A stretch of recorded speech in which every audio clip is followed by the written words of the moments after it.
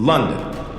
Britain warned that World War III could break out in 5 years against Russia, China, Iran, and North Korea. This reminder was delivered by Minister of Defense Grant Shapps. According to him, the world is currently in a pre-war phase. We are at the beginning of this new era. The Berlin Wall is but a memory, and we have come full circle, moving from the post-war to the pre-war world, Shapps said in his first major speech since taking office in the summer of 2023.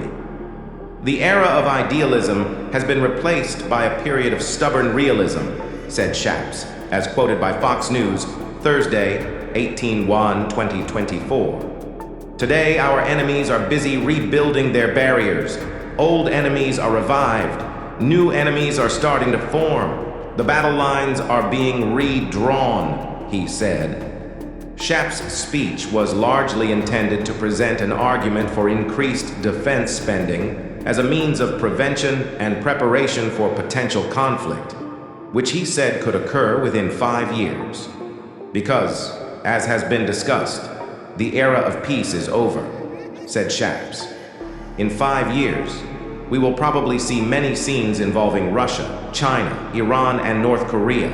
Because, as has been discussed, the era of peace is over, said Shapps. In 5 years, we will probably see a lot of scenes involving Russia, China, Iran, and North Korea. Ask yourself, looking at the conflicts happening around the world today, is it likely that the number will increase or decrease? He continued. I think we all know the answer. It's likely to grow. So 2024 should be the turning point, he said. Shapps highlighted various major defense advances Britain has contributed over the years, including radar and fighter jet engines. He thought that the British spirit of discovery and innovation was still strong, but that the creative forces of the nation should direct themselves towards defensive efforts once again. Shapps replaced Ben Wallace during the massive cabinet reshuffle that saw British Prime Minister Rishi Sunak bring one of his predecessors, David Cameron, back into politics after a period of self-imposed exile. Wallace, a former soldier and one of Ukraine's most ardent supporters during the Russian invasion, resigned from his post. He has stated he will not run again in the next general election, which will be held around 2024. Some speculate that Wallace is vacating the role after his failed bid to become NATO's Secretary General, which failed when the U.S. indicated a preference to retain Jens Stoltenberg in the role, the said. The disagreement proved one of the few points of genuine debate among loyal allies. Shapps previously served as Minister of State for Energy Security and Net Zero for just 7 months before taking over as Minister of Defense. He held several previous roles, including leader of the Conservative Party from 2012 to 2015, before serving in several cabinets, culminating in his current and most prominent role.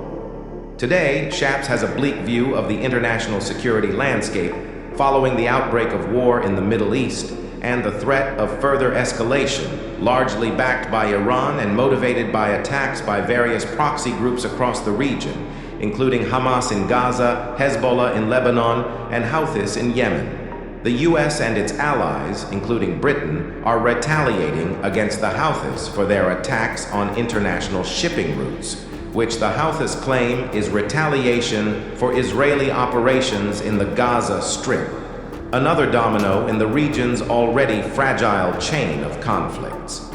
Shapps directly addressed the conflict, praising the British Royal Navy for its brilliant defense of itself and its shipping lanes from the increasing and intolerable Houthi attacks.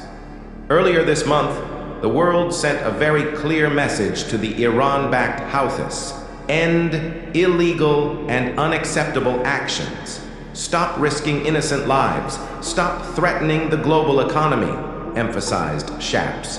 Our warning was very clear, but they chose to ignore it, he said, referring to the Houthi group, adding that a firm response in the Red Sea would serve as a direct blueprint for how Britain should continue its efforts to end the conflict in the Red Sea.